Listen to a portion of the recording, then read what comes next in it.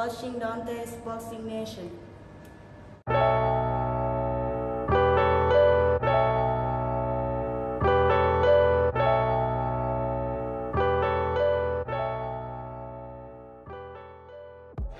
Well, do you walk away from this fight believing you're ready for Terence Crawford? Yes, sir. What has to happen for that fight to happen soon? There's so much shit going on in boxing, I don't even know what I have to do anymore. Do you feel like you've earned that opportunity? Yes. What's your message now to Terence Crawford?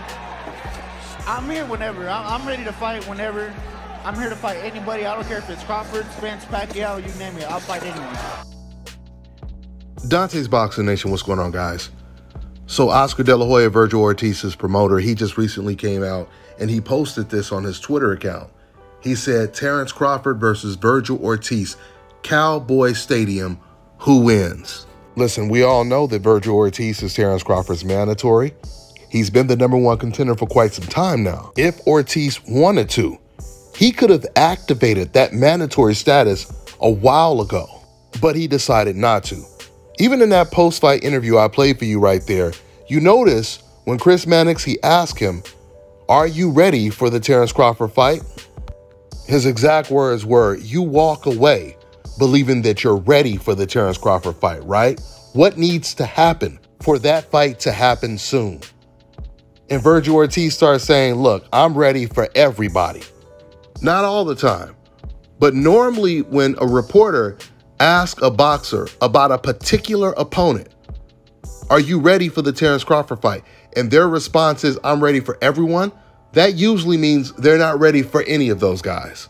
Because if you are Terence Crawford's mandatory, there's no reason to be saying, I'm ready for Spence, I'm ready for Pacquiao, I'm ready for this guy, I'm ready for that guy.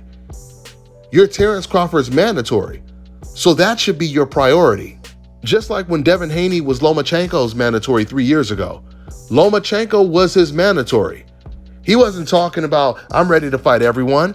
He focused mainly on Lomachenko. Matter of fact, he put so much pressure on fighting Lomachenko, he forced Loma to vacate his belt.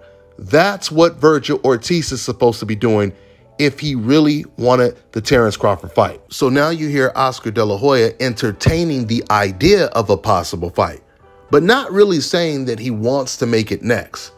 Listen, I'm gonna tell you right now, this is the fight that makes all the sense in the world for Terence Crawford. If Terence Crawford is not fighting Errol Spence next, the only fight that makes sense, and I've been telling you guys this for a while, the only fight that makes sense for either Errol Spence or Terence Crawford is against Virgil Ortiz. I agree with Oscar De La Hoya. Terence Crawford versus Virgil Ortiz at the Cowboy Stadium in Texas is a no-brainer. It makes all the sense in the world. They often say the biggest rivalries in the sport of boxing is Mexico versus Puerto Rico. That's not true. The truth is the biggest rivalries in the sport of boxing is Mexico versus USA. Black versus Mexican. It's unfortunate, but every single time I seen a fight break out in a crowd at a live fight was when it was a black fighter versus a Mexican fighter. Some Mexican fan, he'll get some alcohol in him and he'll just start yelling out racial slurs. Next thing you know, fans are fist fighting up in the nosebleeds. You will seldomly ever see a fight break out in the stands at a Mexico versus Puerto Rican fight. When Terence Crawford fought Jose Benavidez on ESPN, it was the most viewed fight, boxing or MMA, of the year.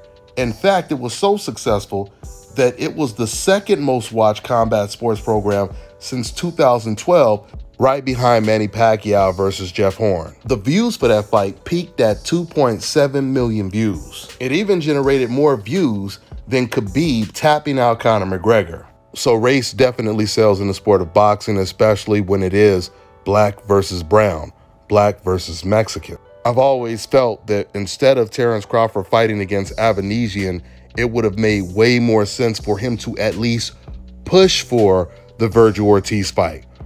While negotiations are falling apart for the Spence fight, you surprise everyone and you fight Virgil Ortiz at the Cowboy Stadium. Now, Terence Crawford, he ended up fighting against Avanesian, but he did make $10 million, so it was still a good deal, at least for Terence Crawford. But it's not too late to fight against Virgil Ortiz next if once again you're not going to get the Errol Spence fight, which is looking like it's not going to happen next because now Errol Spence has moved up to 154. He's fighting against Keith Thurman, and we don't know if Spence is coming back down or not. We don't know what Errol Spence is planning on doing after that. So I really hope, with Terence Crawford being a free agent and all, he reaches out to Oscar De La Hoya, has his people reach out to Oscar De La Hoya, and they try to make the Virgil Ortiz fight. Even if Virgil Ortiz turns it down, Terence Crawford should at least attempt to make the fight, and then once Ortiz turns it down, then Terence Crawford, he can reveal that information. You know, we tried to make the Ortiz fight, Ortiz turned it down, and that's going to really make Ortiz look even worse because once again, he is the mandatory. For you to turn down a title shot, it tells us the whole story. So if Terence Crawford is not fighting Errol Spence or Jaron Ennis next, the only fight that's going to make sense would be the Virgil Ortiz fight. That's all I got for now, guys. I'm on to the next one. All right, now check this out, guys. If you're looking to repair eczema scars, burns and bruises, dark spots and blemishes, fever blisters, diabetic ulcers, this right here is the perfect product for you guys. It's called Elo Diki Face and Body Oil. Athletes and top-ranking boxers, they're also using it after training to reduce swelling, inflammation, and to ease the pain. So get yours today. Go to elodiki.com, like them on Facebook, and follow them on Instagram.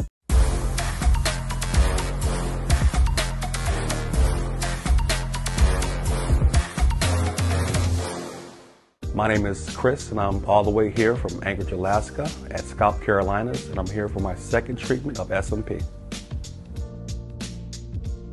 Well, I was sitting at home one day and going over my Facebook page, and they have different, like advertisements popping up, and I saw one for SMP, and I saw some pictures of some guys, before and after, and I was looking at that, and it caught my attention, so I Googled it. SMP, nothing showed up in my area. So, I did a little more research, and all of a sudden, Scout Carolinas popped up in the web browser. So I started watching his videos and seeing all the reaction from all the other people. We talked on the phone, we made appointments and everything. I sent him pictures, and he looked at them, and I was like, can you fix this? And, he pretty much said, no problem.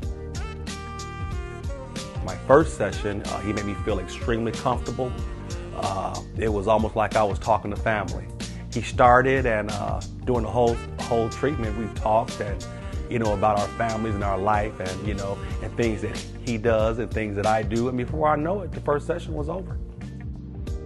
When you see someone doing something that they love, as much as I see Enoch Glover love what he does, it shows in his work. I wouldn't point anyone in any other direction but here to North Carolina, South Carolinas, to get this done.